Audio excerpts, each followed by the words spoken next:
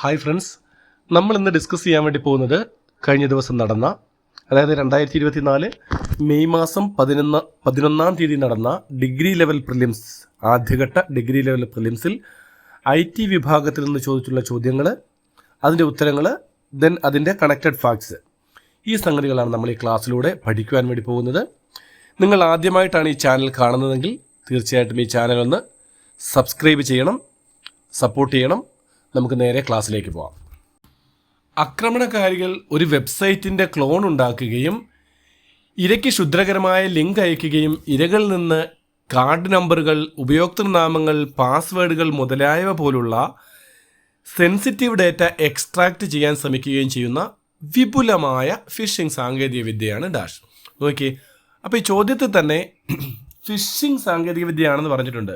Phishing എന്താണെന്ന് പറഞ്ഞിട്ടുണ്ട്. അതായത് സൈബർ ഇടങ്ങളിൽ നമുക്ക് പല ലിങ്കുകളൊക്കെ അയച്ചും അല്ലെങ്കിൽ നമ്മളെ പല രീതിയിലൊക്കെ അട്രാക്റ്റ് ചെയ്തുകൊണ്ട് നമ്മുടെ user name, password, credit card details പോലുള്ള സംഗതികളൊക്കെ നമ്മളിൽ നിന്ന് മോഷ്ടിച്ചു കൊണ്ടുപോകുന്ന ഹാക്കേഴ്സിൻ്റെ പണിക്ക് പറയുന്ന പേരാണ് ഫിഷിംഗ്. ഓക്കെ, ഇവിടെ പറഞ്ഞിരിക്കുന്നു ആക്രമണകാരികൾ എന്ത് ചെയ്യുന്നു, ഒരു വെബ്സൈറ്റിൻ്റെ ഒരു ക്ലോൺ ഉണ്ടാക്കി. അതായത് നമ്മളൊക്കെ ദിനേന ഉപയോഗിക്കുന്ന ഒരു ബാങ്കിങ്ങിൻ്റെയോ അല്ലെ മറ്റെന്തെങ്കിലും വിധത്തിൽപ്പെട്ട ഒരു നമ്മൾ പർച്ചേസിന് വേണ്ടി പോകുന്ന ഒരു വെബ്സൈറ്റ് പോലെ അതിൻ്റെ ഒരു ക്ലോൺ, അതിൻ്റെ ഒരു ഡ്യൂപ്ലിക്കേറ്റ് വെബ്സൈറ്റ് ആരുണ്ടാക്കുന്നു? ഹാക്കേഴ്സ് ഉണ്ടാക്കുകയും നമ്മൾ ജെന്യുവിൻ ആണെന്ന് കരുതി ഈ വെബ്സൈറ്റിൽ വിവരങ്ങൾ കൊടുക്കുമ്പോൾ അല്ലെങ്കിൽ നമ്മുടെ ക്രെഡിറ്റ് കാർഡ് വിവരങ്ങൾ കൊടുക്കുമ്പോൾ ആ ഡേറ്റ എവിടെ എത്തുന്നു? ഹാക്കേഴ്സിൻ്റെ കയ്യിലെത്തുകയും ചെയ്യുന്നു. അത്തരം ഫിഷിംഗ് അറ്റാക്കിന് പറയുന്ന പേരെന്താണ്? തീർച്ചയായിട്ടും എന്താണ്? വെബ് ജാക്കിംഗ് അല്ലെങ്കിൽ വെബ് ഹൈജാക്കിംഗ് എന്നാണ്. കാരണം ഒരു വെബ്സൈറ്റിൻ്റെ ഡ്യൂപ്ലിക്കേറ്റ്, ഒരു വെബ്സൈറ്റിൻ്റെ ക്ലോൺ ഉണ്ടാക്കി തെറ്റിദ്ധരിപ്പിച്ചിട്ടാണ് ഇവരെന്ത് ചെയ്ത് ഫിഷിംഗ് നടത്തിയത്. ഫിഷിംഗ് എന്ന് പറഞ്ഞാൽ ഇവർ കൈ നനയാതെ ഇവർ മീൻ പിടിച്ചു അല്ലേ, നമ്മുടെ ഡീറ്റെയിൽസ് ഒക്കെ ഇവർ കൊണ്ടുപോയി, നമ്മുടെ ക്രെഡിറ്റ് കാർഡ് കൊണ്ടുപോയി. ഇതിന് പറയുന്ന പേരാണ് വെബ് ജാക്കിംഗ് എന്ന് പറയുക. കൂട്ടുകാരെ, മറ്റ് ഓപ്ഷൻസ് കൂടി നമുക്കൊന്ന് പരിചയപ്പെടാം. റാൻസം വെയർ എന്ന് പറഞ്ഞാൽ അതെന്താ? റാൻസം വെയർ എന്ന് ചെയ്യുന്നത്, റാൻസം വെയർ ചെയ്യുന്ന പണി നമ്മുടെയൊക്കെ സിസ്റ്റത്തിലേക്ക് കടന്നു വന്നിട്ട് നമ്മുടെയൊക്കെ സിസ്റ്റത്തിലെ ഫയലുകൾ കൃത്യമായി ലോക്ക് ചെയ്യുകയും നമുക്ക് ആ ഫയലുകൾ ഉപയോഗിക്കാൻ കഴിയാതെ വരികയും ചെയ്യുന്നു. നമ്മളിത് കണ്ടിട്ട് പെട്ടെന്ന് നമ്മുടെ ഫയൽ അൺലോക്ക് ചെയ്യാൻ നോക്കുമ്പോൾ അവിടെ ഒരു സിമ്പൽ ഉണ്ടാവും, നിങ്ങളുടെ ഫയലുകൾ ഹാക്ക് ചെയ്യപ്പെട്ടിരിക്കുന്നു നമ്മളോട് പറയും.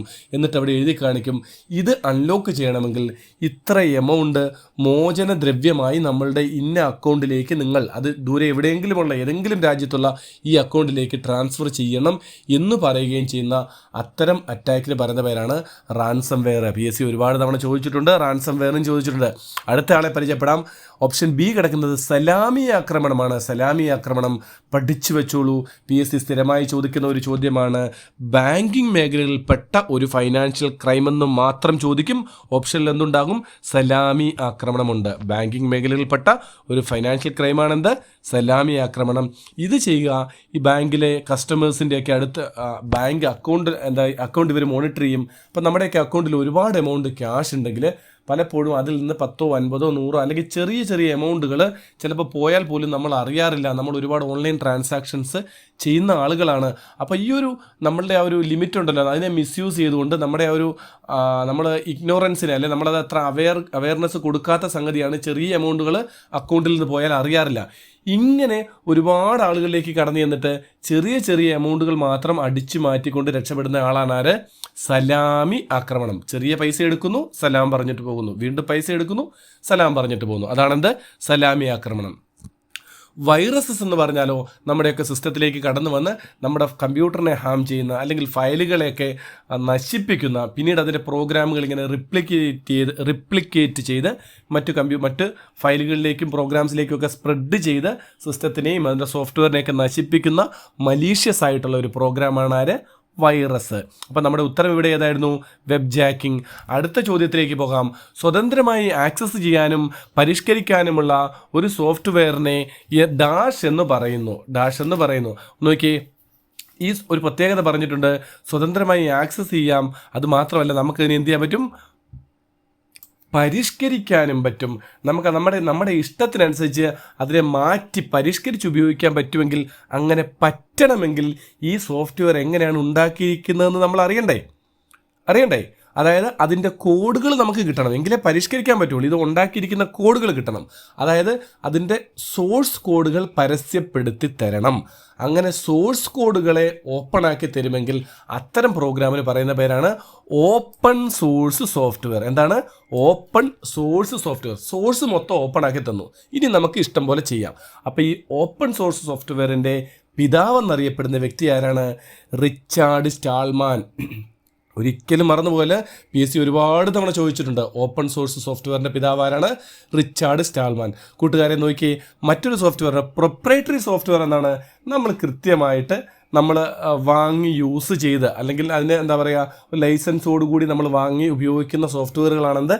Proprietary software. ഇപ്പം മൈക്രോസോഫ്റ്റ് വിൻഡോസ് വാങ്ങണമെങ്കിൽ നമ്മൾ കൃത്യമായി ലൈസൻസ് വാങ്ങി ഇത്ര എമൗണ്ട് കൊടുത്ത് അതിൻ്റെ ആ ഡെവലപ്പറിൻ്റെ കയ്യിൽ നിന്ന് നമ്മളത് സോഫ്റ്റ്വെയർ ഡെവലപ്പേഴ്സിൻ്റെ കയ്യിൽ നിന്ന് വാങ്ങി ഉപയോഗിക്കുന്ന തരം സോഫ്റ്റ്വെയറുകളാണെന്ത്?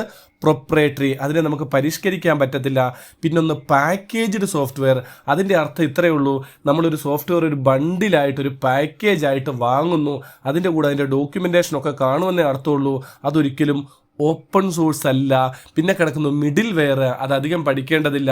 അതെന്താണ് സത്യത്തിൽ മിഡിൽ വെയർ എന്ന് പറഞ്ഞാൽ?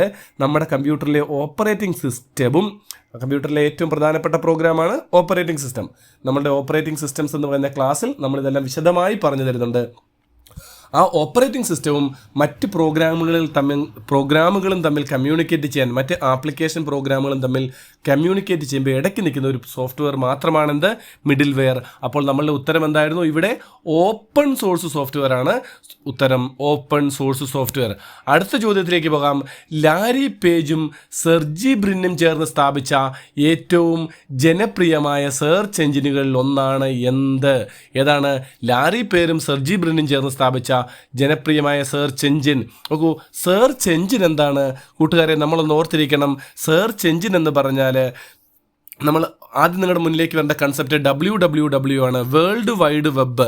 വേൾഡ് വൈഡ് വെബ് എന്ന് പറഞ്ഞാൽ ഇൻ്റർനെറ്റിൽ ഇങ്ങനെ പരന്നു കിടക്കുന്ന അതിവിശാലമായ ഡേറ്റകളെ ആക്സസ് ചെയ്യാനുള്ള സാങ്കേതിക വിദ്യ എന്താണ്? WWW. നമ്മൾ എന്തെങ്കിലും വിവരങ്ങൾ നെറ്റിൽ സെർച്ച് ചെയ്യുമ്പോൾ ആദ്യം എന്ത് കൊടുക്കും? WWW എന്ന് കൊടുക്കും. പഠിച്ചിരിക്കണം. വേൾഡ് വൈഡ് വെബ് എന്നാണ്. അതിൻ്റെ പിതാവ് ആരാണ്? ടിം ബേണേഴ്സ്-ലീ ആണ്. WWWൻ്റെ ഫാദർ ആരാണ്? Tim burners-Lee. ആ WWWയിൽ നിന്ന് വിവരങ്ങൾ കിട്ടാൻ വേണ്ടി എന്ത് ചെയ്യുന്നു? നമ്മളുടെ കമ്പ്യൂട്ടറുകളിൽ നമ്മൾ ചില പ്രോഗ്രാമുകൾ ഇൻസ്റ്റാൾ ചെയ്യും. അതും കൂടെ ഒന്ന് പഠിച്ചു പോവുക. അതിനെയാണ് നമ്മൾ വെബ് ബ്രൗസർ എന്ന് പറയുക. വെബ് ബ്രൗസേഴ്സ്, അതായത് നമ്മുടെ കമ്പ്യൂട്ടറിൽ ഉപയോഗിക്കുന്ന ഗൂഗിൾ ക്രോം ആയിക്കോട്ടെ, ഇൻ്റർനെറ്റ് എക്സ്പ്ലോറർ ആയിക്കോട്ടെ, മോസില്ല ആയിക്കോട്ടെ, ഇതൊക്കെ ഫയർഫോക്സ്, ഇതൊക്കെ എടുത്തിട്ടാണ് നമ്മൾ എന്ത് ചെയ്യുക? ഇൻ്റർനെറ്റിലെ ഓരോ കാര്യങ്ങൾ അന്വേഷിച്ച് നോക്കുക, അല്ലെ തിരയുക. അപ്പോൾ അത്തരം നമ്മൾ ഇൻസ്റ്റാൾ ചെയ്യുന്ന പ്രോഗ്രാംസിന് പറയുന്ന പേര് വെബ് ബ്രൗസർ എന്നും. നമ്മൾ ഈ വെബ് ബ്രൗസർ ഓപ്പൺ ചെയ്തിട്ട് നമ്മൾ www.google.com എന്ന് ടൈപ്പ് ചെയ്യാറുണ്ട്. എന്തിനാണ്? ഗൂഗിളിൽ പോയാൽ വിവരങ്ങൾ കിട്ടാൻ വളരെ എളുപ്പമാണ്. അങ്ങനെയുള്ളപ്പോൾ ഗൂഗിൾ എന്താണ്? ഒരു വെബ്സൈറ്റ് ആണ്. അങ്ങനെയുള്ള വെബ്സൈറ്റുകൾക്ക് പറയുന്ന പേരാണ് സെർച്ച് എഞ്ചിനുകൾ. മനസ്സിലായോ? സെർച്ച് എഞ്ചിനുകൾ. അപ്പോൾ ലാരി പേജും സെർജി ബ്രിന്നും ചേർന്ന് സ്ഥാപിച്ച ഏറ്റവും ജനപ്രിയമായ സെർച്ച് എഞ്ചിനാണ് ഗൂഗിൾ. മനസ്സിലായല്ലോ? മറ്റൊരു സെർച്ച് എഞ്ചിനാണ് യാഹൂ. യാഹുവിൻ്റെ ഫൗണ്ടേഴ്സ് ആരൊക്കെയാണ്? ഡേവിഡ് ഫിലോയും ജെറി യാങ്ങും. PSC മുമ്പ് ചോദിച്ചിട്ടുണ്ട്. David Filo, Jerry Yang. David Filo, Jerry Yang. മറ്റൊരു സെർച്ച് എഞ്ചിനാണ് ബിങ്. www.bing.com എന്ന ടൈപ്പ് ചെയ്യുക. ആ bing.com മൈക്രോസോഫ്റ്റിൻ്റെ സെർച്ച് എഞ്ചിൻ ഏതാണെന്ന് PSC ചോദിച്ചിട്ടുണ്ട്. അതാണ് ബിങ്. അപ്പോൾ ലാസ്റ്റ് കിടക്കുന്ന ഒരു ഓപ്ഷൻ കണ്ട കൂട്ടുകാരെ, സഫാരി. സഫാരി എന്ന് പറഞ്ഞാൽ ഒരു സെർച്ച് എഞ്ചിനല്ല, അതൊരു വെബ് ബ്രൗസറാണ്. നമ്മുടെയൊക്കെ മൊബൈൽ ഫോണിൽ ഇൻസ്റ്റാൾ ചെയ്യുന്ന, ആപ്പിളിൻ്റെയൊക്കെ മൊബൈൽ ഫോണിൽ ഇൻസ്റ്റാൾ ചെയ്യുന്ന, നമുക്ക് സെർച്ച് ചെയ്യാൻ, അല്ലെ ഇൻ്റർനെറ്റിലേക്ക് ആക്സസ് ചെയ്യാൻ സഹായിക്കുന്ന ഒരു സോഫ്റ്റ്വെയറാണ് സഫാരി. അത് ഡെവലപ്പ് ചെയ്ത ആപ്പിളാണ്. ലോകത്തിലെ ഏറ്റവും ഫാസ്റ്റ് ആയിട്ടുള്ള ബ്രൗസർ എന്നറിയപ്പെടുന്ന ആളാണ് ആര്? സഫാരി. ലോകത്തിലെ ഫാസ്റ്റ് ആയിട്ടുള്ള ബ്രൗസറാണ് ആര്? സഫാരി. ലോകത്തിലെ ഒന്നാമത്തെ ബ്രൗസർ ആരാണെന്ന് ഈ കൂട്ടത്തിൽ ഒന്ന് ഓർത്തിരിക്കുക. വെബ് ബ്രൗസർ നെക്സസ് ആണ്. ലോകത്തിലെ ആദ്യത്തെ വെബ് ബ്രൗസർ നെക്സസും. ആദ്യത്തെ സെർച്ച് എഞ്ചിൻ എന്ന് ചോദിച്ചാൽ ആർച്ചി, ARCHIE, ആർച്ചി എന്നും ഓർത്തിരിക്കുക. ഇത്രയും കാര്യങ്ങൾ നമ്മൾ അതിൽ നിന്ന് പഠിച്ചല്ലോ. നമുക്ക് നേരെ അടുത്ത ചോദ്യത്തിലേക്ക് നമുക്ക് പോകാം.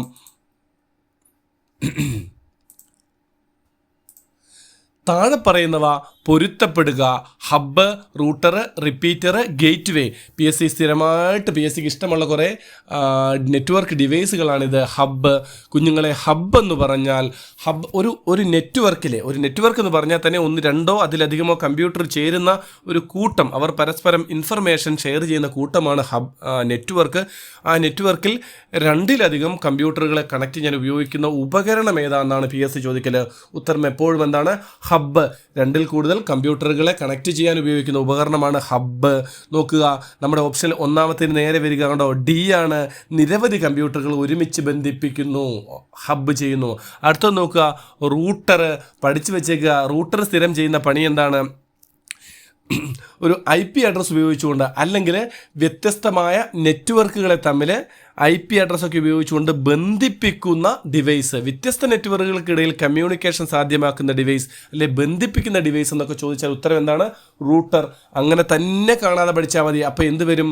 രണ്ടിന് നേരെ നമുക്ക് C എന്ന് എഴുതാം. മൂന്നാമത് ചെയ്യുന്ന ഓപ്ഷനാണ് റിപ്പീറ്റർ. റിപ്പീറ്റർ എന്താണ് ചെയ്യുക? നമുക്കൊരു നെറ്റ്വർക്ക് ഉണ്ടെങ്കിൽ നോക്കുക, നമുക്കൊരു ഓഫീസ് സെറ്റപ്പ് ഉണ്ട്, നമുക്കൊരു നെറ്റ്വർക്ക് ഉണ്ട്, അവിടെ നിരവധി ഡിവൈസുകളുണ്ട്. നമ്മളിവിടെ നിന്ന് കമ്മ്യൂണിക്കേഷൻസ് സാധ്യമാക്കുന്നുണ്ടെങ്കിൽ നമ്മുടെ ഓഫീസിൻ്റെ ഒരു ഭാഗത്ത് നിന്ന് മറ്റൊരു ഏരിയയിലേക്ക് നമ്മൾ സിഗ്നൽ അയക്കുമ്പോൾ ഈ സിഗ്നൽ എവിടെ വെച്ചാണോ അതിൻ്റെ സിഗ്നലിൻ്റെ സ്ട്രെങ്ത് കുറഞ്ഞു വരിക, ആ സമയത്ത് നമ്മൾ ആ സിഗ്നലിനെ ബൂസ്റ്റ് ചെയ്ത് വീണ്ടും പഴയ അവസ്ഥയിലേക്ക് ആക്കാൻ അല്ലെങ്കിൽ സിഗ്നലിനെ ഒന്ന് ആംപ്ലിഫൈ ചെയ്യാൻ ഉപയോഗിക്കുന്ന ഡിവൈസാണ് റിപ്പീറ്റർ. ഓപ്ഷനിലേക്ക് നോക്കിയേ, അതിന് പറ്റിയ എന്തുണ്ട്? നെറ്റ്വർക്കിൽ കൈമാറ്റം ചെയ്യുന്ന സിഗ്നലിനെ വർദ്ധിപ്പിക്കുന്നു എന്നാണ് ഉത്തരം. നെറ്റ്വർക്കിൽ കൈമാറ്റം ചെയ്യുന്ന സിഗ്നലിനെ വർദ്ധിപ്പിക്കുന്നു. ലാസ്റ്റ് നാലാമത് തന്നിരിക്കുന്നതാണ് ഗേറ്റ് വേ. നിങ്ങൾ ഇങ്ങനെ തന്നെ പഠിക്കുക. രണ്ട് വ്യത്യസ്തമായ പ്രോട്ടോകോൾ റൺ ചെയ്യുന്ന ഉപകരണങ്ങൾ തമ്മിൽ, ഡിവൈസുകൾ തമ്മിൽ ബന്ധിപ്പിക്കുന്നു. വ്യത്യസ്ത പ്രോട്ടോകോൾ എന്നൊരു ഓപ്ഷനിൽ കണ്ടാൽ ചാടി എഴുതിക്കണം. എന്തെഴുതണം? ഗേറ്റ് വേ. അപ്പോൾ ഇപ്പറഞ്ഞ സംഗതികൾ മൊത്തം വെച്ച് നോക്കുമ്പോൾ നമ്മുടെ ഉത്തരം ഏതാണ്? ഓപ്ഷൻ D ആണ് ഉത്തരം. Option D. ഒന്നുകൂടെ ഉറപ്പല്ലേ? ഹബ്ബ് എന്താണ്? നിരവധി കമ്പ്യൂട്ടറുകൾ ഒരുമിച്ച് ബന്ധിപ്പിക്കുന്നു. റൂട്ടർ എന്ത് ചെയ്യുന്നു? റൂട്ടർ രണ്ട് വ്യത്യസ്ത നെറ്റ്വർക്കുകളെ തമ്മിൽ ബന്ധിപ്പിക്കുന്നു. റിപ്പീറ്റർ എന്ത് ചെയ്യുന്നു? നെറ്റ്വർക്കിലെ കൈമാറ്റം ചെയ്യുന്ന സിഗ്നലിനെ വർദ്ധിപ്പിക്കുന്നു. ഗേറ്റ് വേ എന്ത് ചെയ്യുന്നു? വ്യത്യസ്ത പ്രോട്ടോക്കോളുകൾ കൈകാര്യം ചെയ്യാൻ സാധിക്കുന്നു. 4 ഓപ്ഷൻസും ക്ലിയർ അല്ലേ? നമുക്ക് അടുത്ത ചോദ്യത്തിലേക്ക് പോകാം. ഒരു കമ്പ്യൂട്ടറിൻ്റെ സെൻട്രൽ പ്രോസസ്സിംഗ് യൂണിറ്റ് CPU വേഗത്തിലുള്ള പ്രോസസ്സിങ്ങിനായി പതിവായി ഉപയോഗിക്കുന്ന നിർദ്ദേശങ്ങളും ഡേറ്റയും താൽക്കാലികമായി സംഭരിക്കുന്ന സപ്ലിമെൻ്ററി ആയിട്ടുള്ള മെമ്മറി സിസ്റ്റം ഏതാണ് എന്നാണ് ചോദിച്ചിട്ടുള്ളത്. അപ്പോൾ നോക്കിയേ, നമുക്കറിയാം കമ്പ്യൂട്ടർ എല്ലാ പ്രോസസ്സിങ്ങും ചെയ്യുന്ന വ്യക്തി ആരാണ്? CPU ആണ്. സെൻട്രൽ പ്രോസസ്സിംഗ് യൂണിറ്റ് ആണ് കമ്പ്യൂട്ടറിൻ്റെ എല്ലാ പ്രവർത്തനങ്ങളും, എല്ലാ കാൽക്കുലേഷൻസും കാൽക്കുലേഷൻസ് ഫുള്ള് ചെയ്യുക പുള്ളിയാണ്. അപ്പോൾ കമ്പ്യൂട്ടറിൻ്റെ ബ്രെയിൻ എന്നാണ് അറിയപ്പെടുന്നത്. ആ CPU ഒരു ഡേറ്റ പ്രോസസ്സ് ചെയ്യണമെങ്കിൽ ആ ഡേറ്റ എവിടെ ഉണ്ടായിരിക്കണം കൂട്ടുകാരെ? അത് മെമ്മറി, അതായത് റാൻഡം ആക്സസ് മെമ്മറിയിൽ ഡേറ്റ ഉണ്ടെങ്കിൽ മാത്രമേ അതിനെ എടുത്താണ് CPU പ്രോസസ്സ് ചെയ്യുക. നമുക്കറിയാമല്ലോ, റാം എന്ന് പറയുമ്പോൾ നമ്മളൊരു മൊബൈൽ ഫോൺ വാങ്ങിക്കുമ്പോൾ പോലും ചോദിക്കും എത്ര GB ഉണ്ട് റാം? 4 GB ആണോ? 8 GB ഉണ്ടോ? അല്ലേ? 12 ഉണ്ടോ? നമ്മൾ റാം എന്ന് പറഞ്ഞാൽ അതിൻ്റെ ഒരു വർക്കിംഗ് മെമ്മറിയാണ്. റാമിൻ്റെ കപ്പാസിറ്റി കൂടിയാലേ സ്പീഡ് ഉണ്ടാവുള്ളൂ. ഓക്കെ, അപ്പോൾ ഈ റാമിൽ നിന്നാണ് പ്രോസസ്സർ ഡേറ്റ എടുത്ത് ഉപയോഗിക്കുക. അങ്ങനെ അതുപോലെ തന്നെ നമ്മൾ മനസ്സിലാക്കേണ്ട ഒരു സംഗതി, ഈ റാമാണ് ഡേറ്റ പ്രൊവൈഡ് ചെയ്യുന്നതെങ്കിൽ ഈ CPU സ്പീഡ് എപ്പോഴും വളരെ ഹൈ ആയിരിക്കും, റാമിൻ്റെ സ്പീഡ് അത്യാവശ്യം പുറകിലായിരിക്കും. CPU ചെയ്യുന്ന പണി എന്ത് കൊടുത്താലും പെട്ടെന്ന് ആ പണി അങ്ങ് തീർത്തിട്ട് വെറുതെ ഇരിക്കും. അപ്പോൾ ഡേറ്റ കൊടുക്കേണ്ട താമസം, അങ്ങനെ ഡേറ്റയെ CPUവിനനുസരിച്ച് പിടിച്ചോ എന്ന് പറഞ്ഞ് പെട്ടെന്ന് കൊടുക്കാൻ ആർക്ക് കഴിയുന്നില്ല? റാൻഡം ആക്സസ് മെമ്മറിയായ റാമിന് കഴിയുന്നില്ലാത്തത് കൊണ്ട് CPU മടിയനായി പോവും. CPU പോയി വെറുതെ ഇരിക്കും. പണ്ട് ആമയും മുയലും ഓടിയതുപോലെ CPU ഇടയ്ക്ക് പോയിട്ട് എന്ത് ചെയ്യും? ഞാൻ ഇച്ചിരി റെസ്റ്റ് എടുക്കട്ടെ, എനിക്കുള്ള ഡേറ്റ കിട്ടുന്നില്ലല്ലോ എന്ന് ആര് പറയും? CPU പറയും. അങ്ങനെ അങ്ങനെ ഇരിക്കാൻ CPUവിനെ അനുവദിക്കാതിരിക്കാൻ വേണ്ടിയിട്ട് നമ്മൾ CPUവിൻ്റെയും റാമിൻ്റെയും ഇടയിൽ വെക്കുന്ന ഇത് CPU ആണ്, ഇത് നമ്മുടെ റാം ആണെങ്കിൽ ഈ റാമിൻ്റെയും ഇടയിൽ നമ്മൾ എന്ത് ചെയ്യുന്നു? തൽക്കാലത്തിന് CPU ഇങ്ങനെ ആക്സസ് ചെയ്യാണ് ഇടയ്ക്ക് കൊണ്ടുവെക്കുന്ന ഒരു ചെറിയ മെമ്മറിയാണ് ക്യാഷെ മെമ്മറി എന്ന് പറയുന്നതാണ്. അപ്പോൾ എന്ത് ചെയ്യുന്നു? ഏറ്റവും കൂടുതൽ തവണ CPU ചോദിക്കുന്ന വിവരങ്ങൾ എടുത്ത് എന്ത് ചെയ്യുന്നു? റാമിൽ നിന്ന് എടുത്തിട്ട് ക്യാഷെ മെമ്മറിയിലേക്ക് അങ്ങ് കൊടുത്താൽ പിന്നെ CPU അതിനെ എടുത്ത് വർക്ക് ചെയ്തോളും. അപ്പോൾ ക്യാഷെ മെമ്മറിയുടെ സൈസ് കുറവാണെങ്കിലും ക്യാഷെ മെമ്മറി എന്താണ് വളരെ ഫാസ്റ്റ് ആയിട്ടുള്ളൊരു മെമ്മറിയാണെന്ന് ക്യാഷെ മെമ്മറി എന്ന് ഓർത്തിരിക്കുക. ഈ ക്യാഷെ മെമ്മറി ഉണ്ടാക്കിയിരിക്കുന്ന കമ്പോണൻ്റ് ഏതാണെന്ന് PS ചോദിക്കാറുണ്ട്. SRAM. എന്താണ് ഉത്തരം? SRAM എന്നാണ്. എന്നാൽ സാധാരണ മെമ്മറി അല്ലെങ്കിൽ റാം ഉണ്ടാക്കിയിരിക്കുന്നത് DRAM വെച്ചിട്ടാണ്. ഡൈനാമിക് റാം. ക്യാഷെ മെമ്മറി ഉണ്ടാക്കിയിരിക്കുന്നത് സ്റ്റാറ്റിക് റാം. നമ്മുടെ ഉത്തരം എന്തായിരുന്നു? ക്യാഷെ മെമ്മറി ആയിരുന്നു. ഓപ്ഷൻ സി ആണ് ഉത്തരം. ഓപ്ഷൻ ബിയും ഡിയും നമ്മൾ നോക്കിയേ. ഹാർഡ് ഡിസ്ക് ഡ്രൈവ് അതല്ല. ഹാർഡ് ഡിസ്ക് ഡ്രൈവ് നമ്മുടെ കമ്പ്യൂട്ടറിൻ്റെ കപ്പാസിറ്റി മൊത്തത്തിൽ കൂട്ടാൻ നമ്മുടെ സെക്കൻഡറി സ്റ്റോറേജ് ആണ് ഒരു ഹാർഡ് ഡിസ്ക് ഡ്രൈവ് എന്ന് പറയുന്നത്. ഫ്ലാഷ് മെമ്മറി എന്ന് പറയുമ്പോഴും എന്താണ് നമ്മുടെ SSD എന്നൊക്കെ നിങ്ങൾ കേട്ടിട്ടുണ്ടാകും, അല്ലെങ്കിൽ നമ്മുടെ USB ഒക്കെ ഉണ്ട്. അങ്ങനെയുള്ള സോളിഡ് സ്റ്റേറ്റ് ഡ്രൈവുകളിലൊക്കെ ഉപയോഗിക്കുന്ന ഫാസ്റ്റായിട്ട് ഉപയോഗിക്കുന്ന ഒരു മെമ്മറിയാണെന്ത്? ഫ്ലാഷ് മെമ്മറി എന്ന് പറയുന്നത്. അപ്പോൾ നമ്മുടെ ഉത്തരം ഇവിടെ ഏതാണ്? ക്യാഷെ മെമ്മറി ആയിരുന്നു ഉത്തരം. അപ്പോൾ കൂട്ടുകാരെ, നമ്മൾ ഈ പറഞ്ഞ കാര്യങ്ങൾ നിങ്ങൾക്ക് ക്ലിയർ ആണെന്ന് വിചാരിക്കുന്നു. നമ്മൾ കഴിഞ്ഞ ദിവസം ചോദിച്ചിരുന്ന ഡിഗ്രി പ്രിലിംസിൻ്റെ 5 ചോദ്യങ്ങളാണ് നമ്മളിവിടെ എക്സ്പ്ലെയിൻ ചെയ്തത്. ഈ ചോദ്യങ്ങളടക്കം അല്ലെങ്കിൽ ഈ IT സബ്ജക്റ്റുമായിട്ട് ബന്ധപ്പെട്ടിട്ടുള്ള മുഴുവൻ ക്ലാസ്സുകൾ നമ്മുടെ ചാനലിൽ കൂടി നിങ്ങൾക്ക് ലഭിക്കുന്നതായിരിക്കും. മറ്റു സബ്ജക്റ്റിൻ്റെ ക്ലാസ്സുകൾ നിങ്ങൾക്ക് ലഭിക്കുന്നതായിരിക്കും. അപ്പോൾ നിങ്ങൾ തീർച്ചയായിട്ടും നമ്മളുടെ ചാനൽ നിങ്ങൾ കൃത്യമായി വാച്ച് ചെയ്യുക, സബ്സ്ക്രൈബ് ചെയ്യുക, കമൻറ്റ് ചെയ്യുക, സപ്പോർട്ട് ചെയ്യുക. ഓക്കെ, എല്ലാവർക്കും നന്മകൾ നേരുന്നു. ബൈ.